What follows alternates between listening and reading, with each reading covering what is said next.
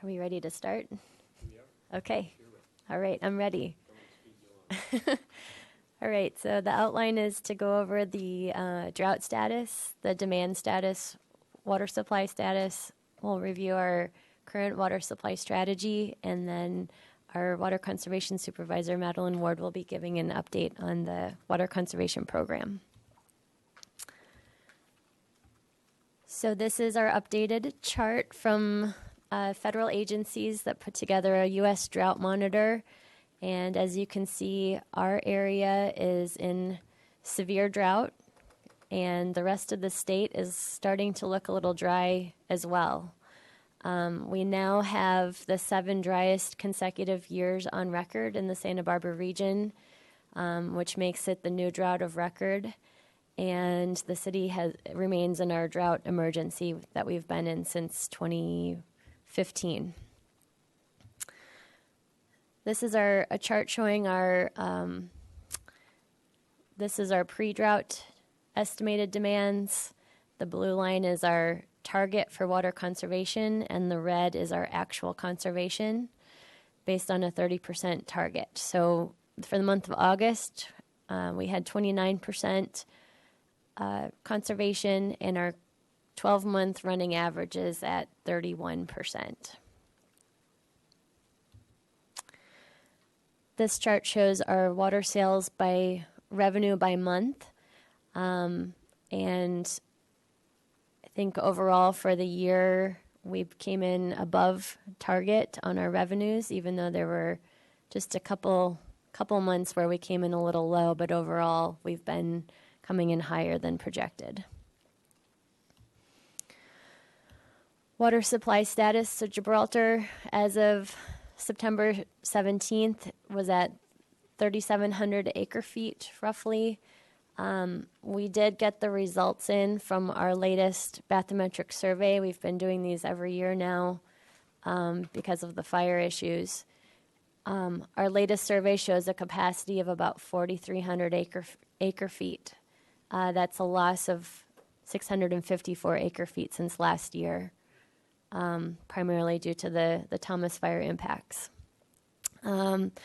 Water quality issues, turbidity and TOC remain high, although we are diverting water as much as we can with blending from other sources. So our diversions began back in May, and we have been able to maintain them. They're currently about 4 acre feet per day. So I just want to add to this. So these are some pretty big losses in Gibraltar, as far as not only did the loss of the water that's in there not being able to fully utilize it, but then the loss of capacity. And so we have been working with FEMA. We have submitted a claim for some type of compensation for the loss of this as a result of the Thomas fire and Ray fire.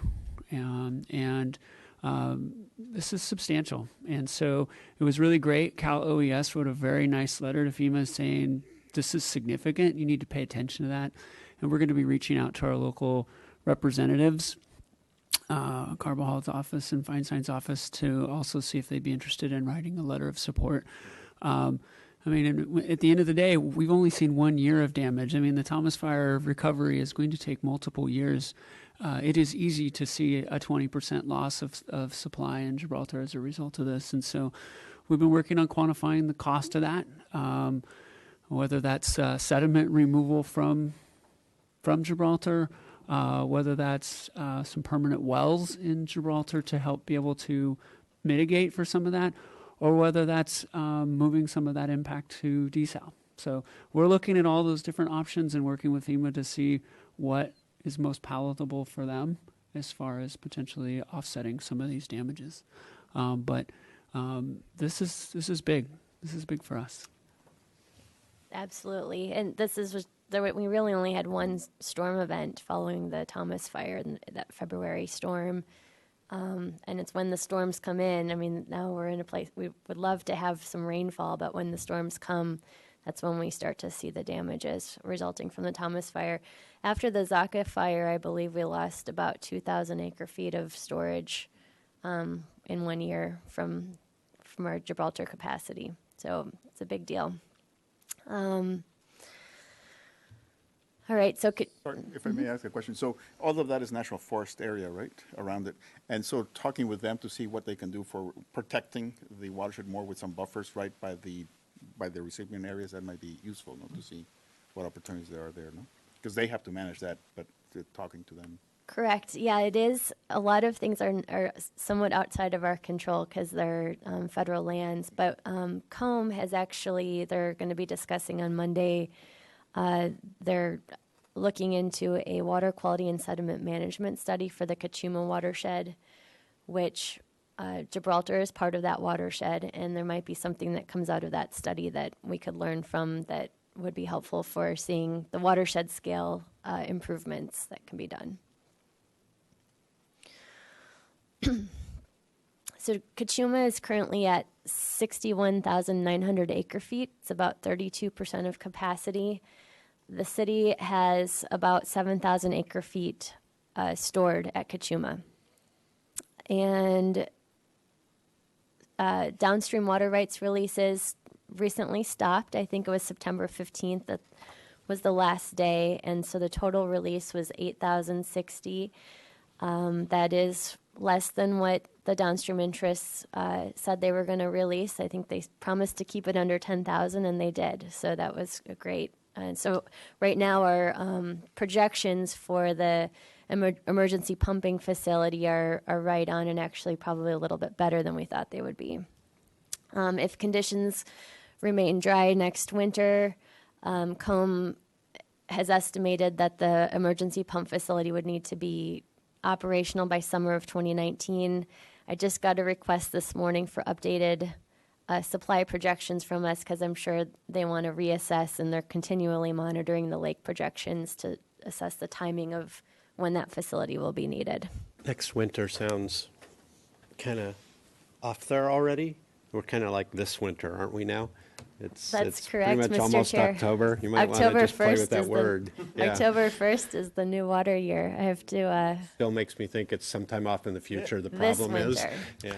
yeah. I do want to again, when there's a good act that passed, we need to recognize it. I do appreciate the downstream users committing to a release and actually staying well within that release, because without their word that they would not exceed that, we would have had to move forward with spending money on the barge and wouldn't have needed it. And so really appreciate them sharing their plans and allowing us to do our due diligence on our end. And it has, I think, allowed us to save, and hopefully we get some rain this year, allowed us to save some significant money in delaying the barge.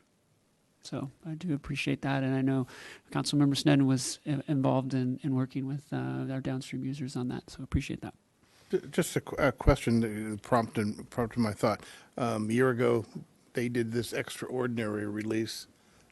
Is that, in terms of procedure, is that loophole been tied up? We now recognize that loophole exists, and they have that authority to release water beyond what they have in the lake. Okay. Because what was that, 2,500 acre feet? I mean, this is 2,000 below, so. Right, they're allowed to release about 2,000 more than they have in the lake. Yeah, okay, thank you. Mm-hmm. This is a chart of Kachuma storage in the current drought, which is the green line, and then the black line is a comparison with the last major drought, 1986 to 93 period is plotted here. So you can see our storage level is fairly low. This decline right here was because of the water rights release. And so we're right where we were when we were hitting the stage 3 drought emergency a few years ago.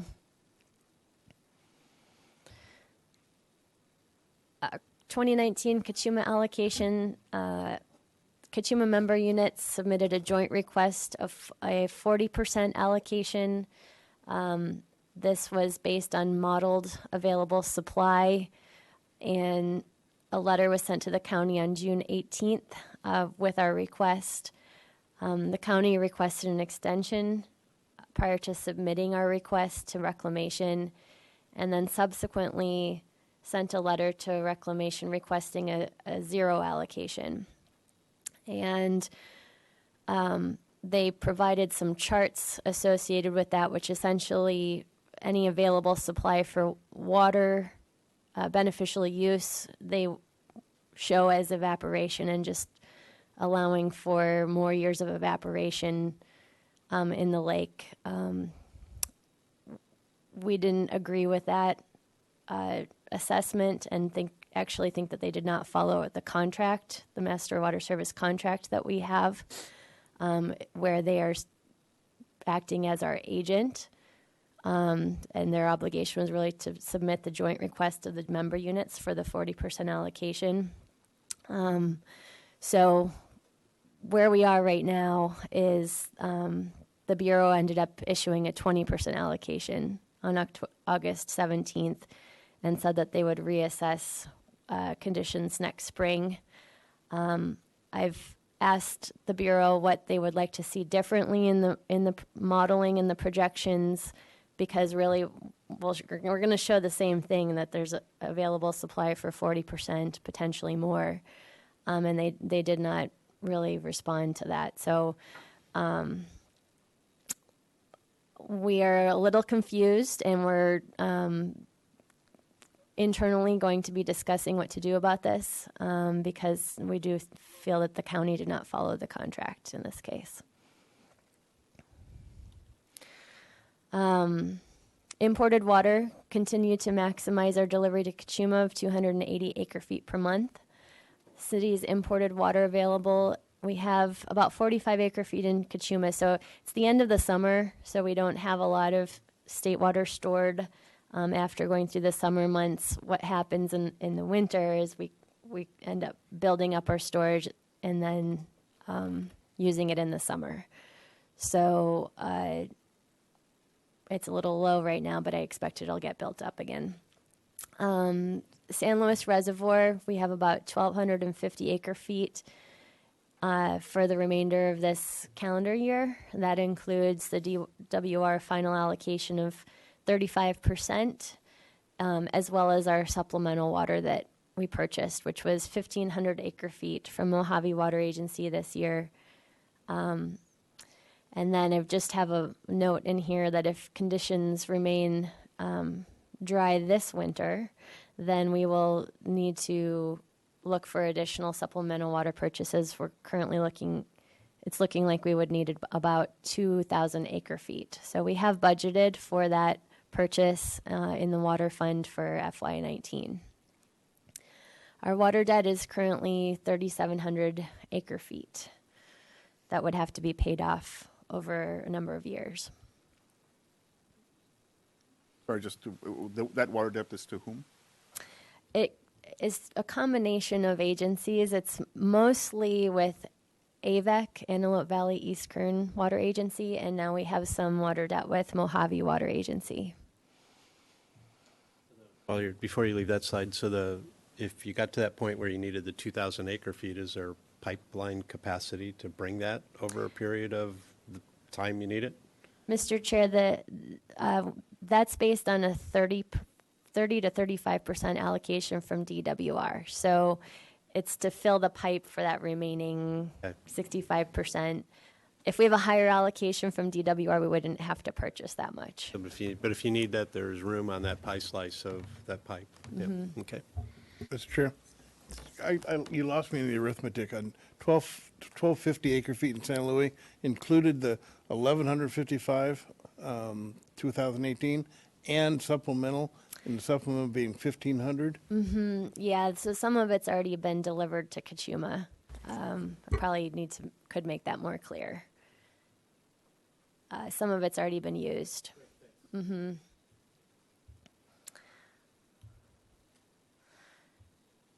So groundwater, we used our groundwater, couple of our wells at a limited basis this summer, seasonally from May through September. We're in the process of shutting down the 2 wells that were online in Storage Unit 1. We had City Hall well as well as Corp Yard well online, but we are in the process of shutting them down. We've been monitoring seawater intrusion and water levels. Didn't see any significant change with having those 2 wells online.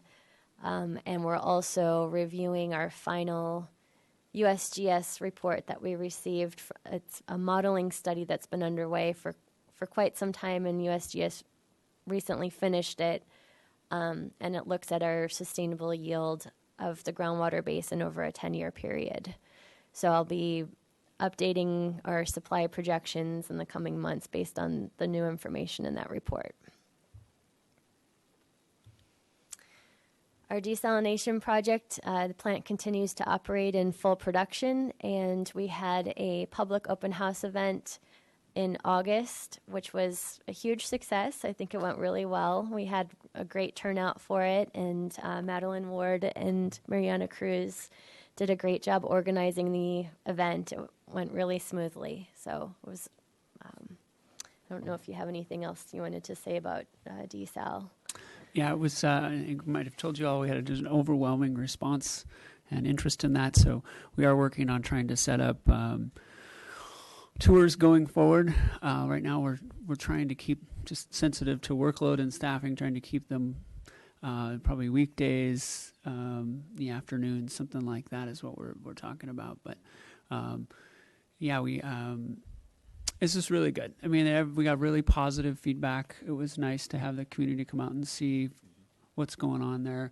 We had some really good media coverage, and even Senator Jackson came out on Saturday. She couldn't make the media event, but she came out for just the open house, and she was really pleased, and she was glad to see that we'd made so much progress, and she was just instrumental in helping to finance some of that, so we really appreciate it. But yeah, going forward, that's going to be the challenge, is just carving out the time to take the community through, and 15 people at a time.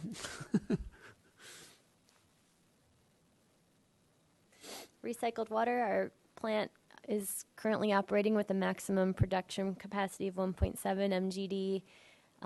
The secondary aeration project is expected to wrap up in early 2019, which we believe would increase the production capacity of recycled water. We'll have to verify whether it can meet the 3 MGD target that was originally planned. But the plant is currently meeting all the demands on the recycled system without any augmentation from other sources. Keep in mind the plant was down in August due to this piping failure, and again, an issue that we are working with the designer on to try and resolve. So our water supply strategy. Got a few questions on the last section that might make more sense before we go forward. Okay. Starting with Gibraltar. So the water quality is pretty poor right now. When does it get better? Is it the next rain comes, flushes it all out? What's the thought there? Mr. Chair, Commissioner Burney, it is somewhat of an unknown. In our past experience after the Zaka fire, it took a few years to really flush it out. The year prior to the Thomas fire, we had a really good experience with the water quality, but that was quite, I think it will take a few years of flushing the system out before we can get to that point. Yeah. And it's pretty common that after a significant rain event, we aren't able to use the water for a few weeks anyways, and this was more prolonged than what we normally would see. Yeah, we're at 10 months. Mm-hmm.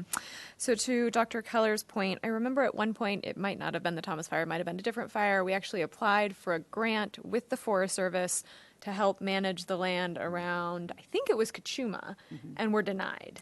Correct. So what you're referring to is called the Burn Area Emergency Response Report, which outlined a number of actions, including hydromulching, I believe was on the list, and all actions that the federal agencies could take, and it was denied.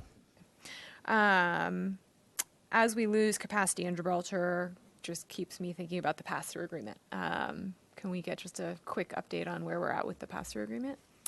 Sure. So the pass-through agreement, we met a couple of times with reclamation staff this summer on the Warren Act contract itself. The Warren Act is the preferred mechanism for accounting of the city's pass-through water at Kachuma. And we made some really good progress. I think we have a really good foundation of the WARN Act language itself. It's a complete draft now.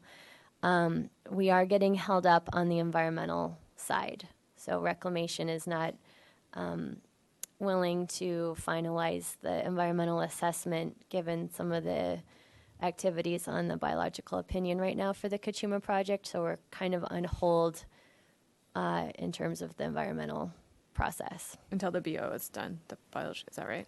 That's Okay. what we're hearing. Okay. Yeah. Another kind of update for us, please. The county as our agent. I know we've talked about trying to not have the county be our agent since they don't have any customers that they serve. I feel like we did some work on that last year. Is that still trying to move forward? The right now, Reclamation has deferred to the county since they are the contract holder, and as long as the county continues to want to continue in that role, I don't know there's much we can do about it. Although we have expressed our interest to Reclamation on looking at different contracting options. We're a pretty unique situation compared to other contract holders for Reclamation. Usually it's the actual water purveyor that holds the contract. This is a unique circumstance and the county also has a recreation contract that they're benefiting from as well. So it's a unique situation for sure. And we don't have much progress, I can say, other than just continuing to voice our questions and concerns about it. Commissioner Bernie, can I make a clarification? So there are two different issues going on, and I know this. One is for the state water contract, which is currently administered to the county, and then there's the Kachuma contract. And I think you're interested maybe in both of those, and Kelly maybe can speak to the state water contract as well. Sure. The state water contract, that came to the Water Commission a while ago, and it was unanimously approved by the members of Central Coast Water Authority. Where it stands right now is CCWA is waiting for a letter from DWR, a letter of support saying that they are willing to transfer the contract over to CCWA.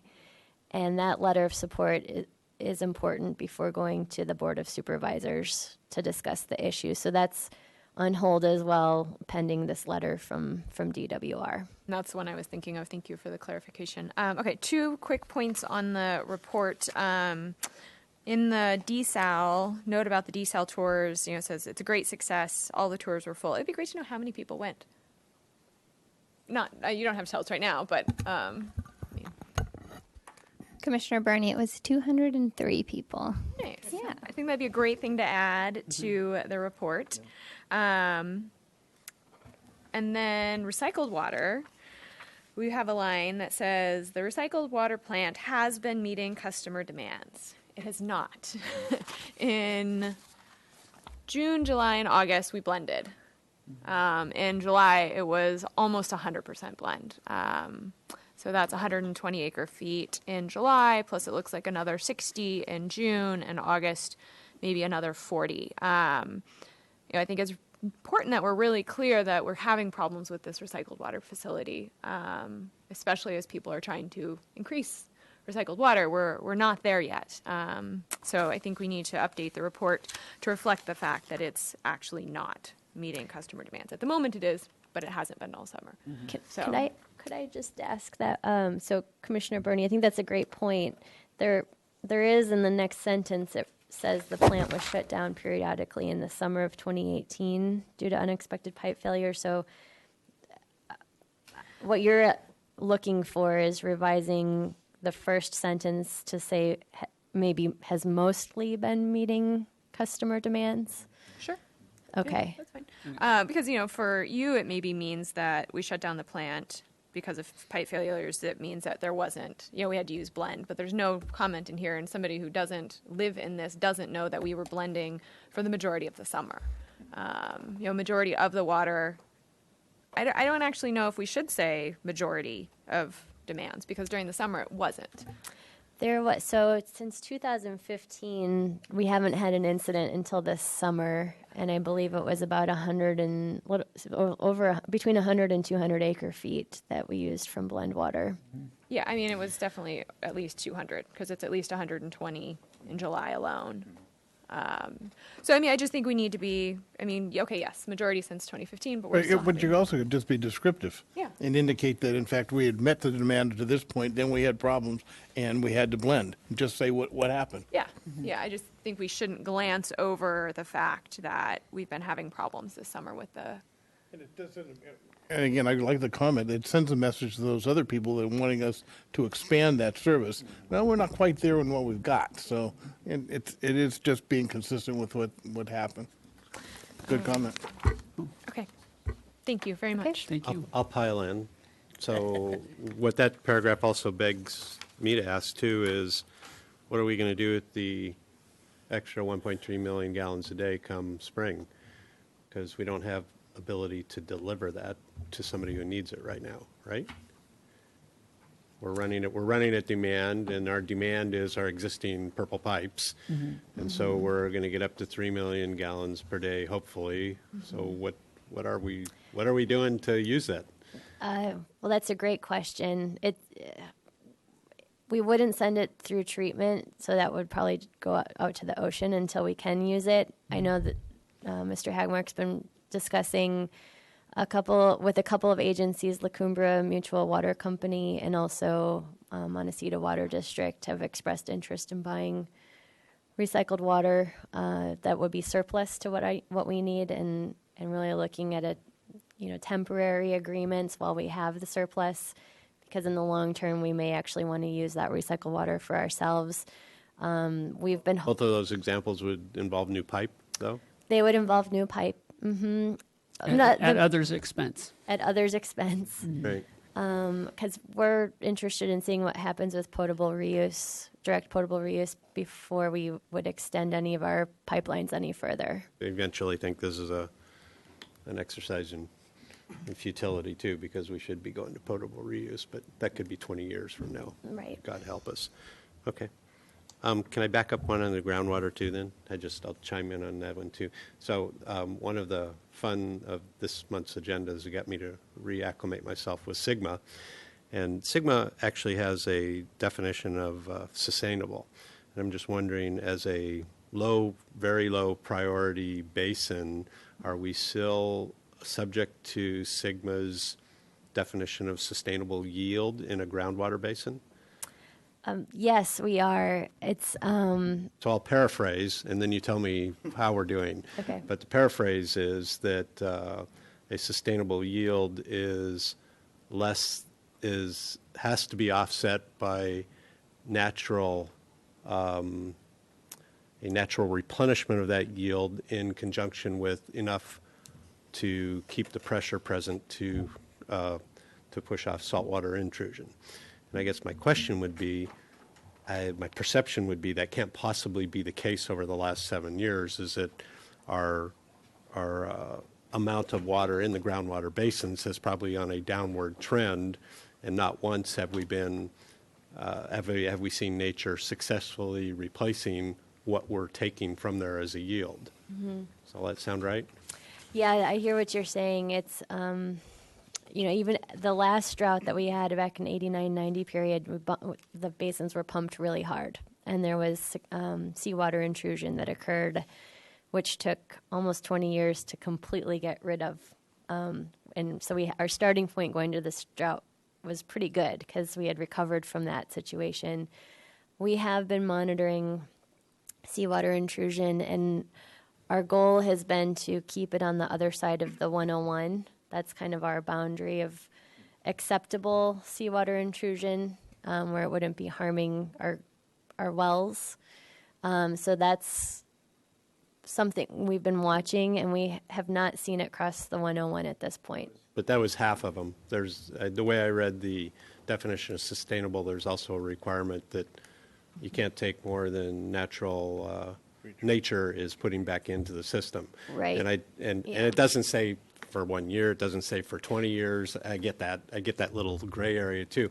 But at what point do we actually quit saying that? Because there's actually, I think you use the word sustainable in there. At what point do we actually just say we're not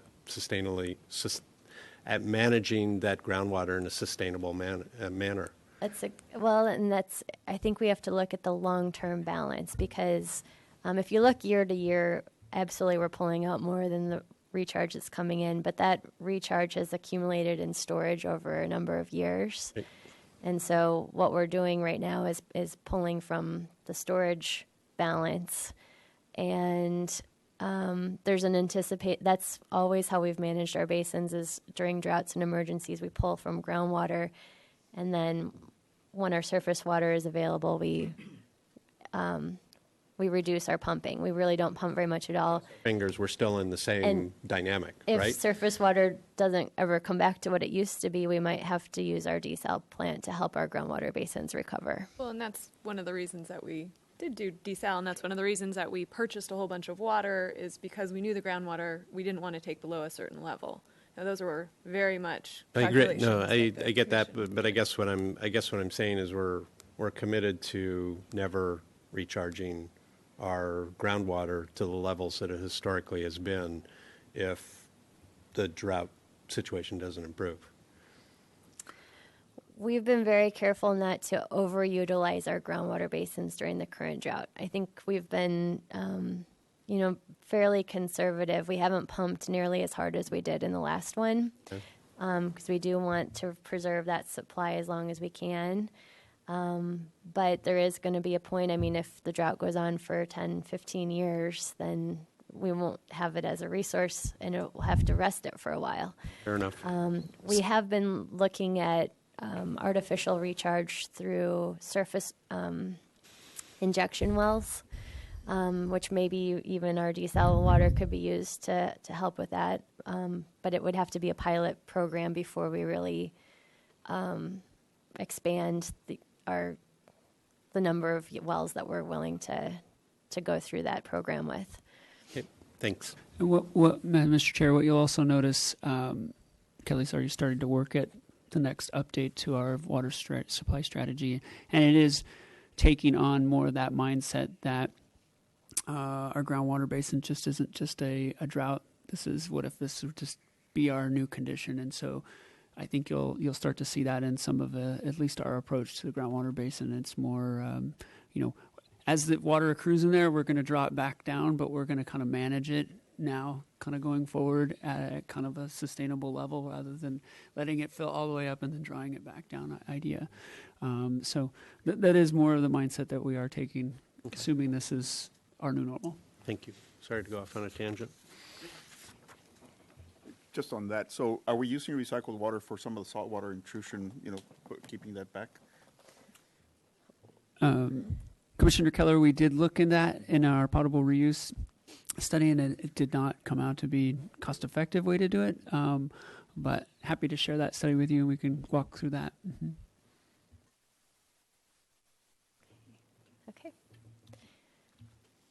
Okay, so our water supply strategy, this is similar to what we had shown a few months ago. I will be updating it in October timeframe with the new water year. But we had two scenarios. One was with Gibraltar, where we were able to use some of the water, and then the other one was without Gibraltar. We are, I would say, tracking closer to this scenario, the no Gibraltar. We've been able to use some of the water, but there's been other issues with some of our other supply sources that are in the long term. By the time you get out to 2021, that's looking more like what our gap would be. If we factor in the new groundwater yields, that may change that. So I wanted to just kind of give you a heads up that we'll be updating these charts in the next couple months, and part of that update will include the new groundwater yields.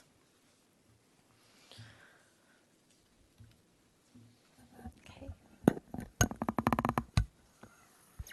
Chair Jordan and members of the Water Commission, my name is Madeline Wood, and I'm here to share a little bit about our Garden Wise TV show and our most recent episode.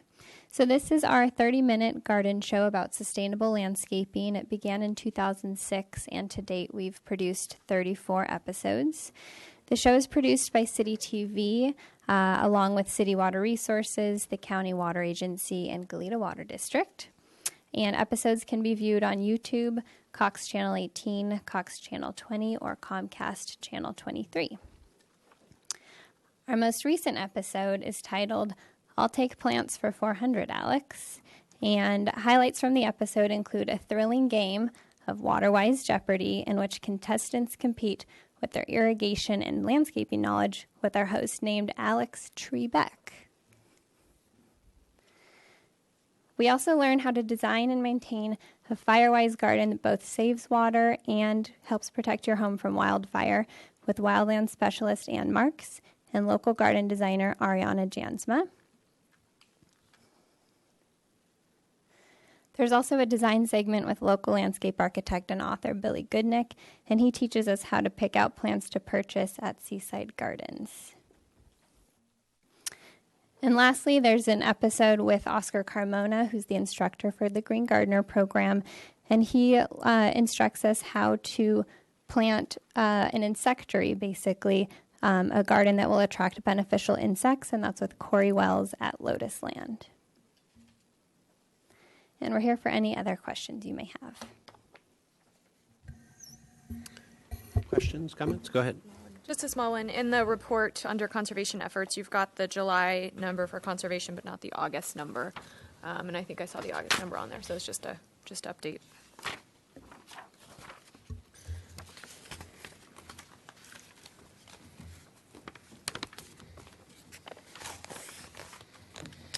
So noted.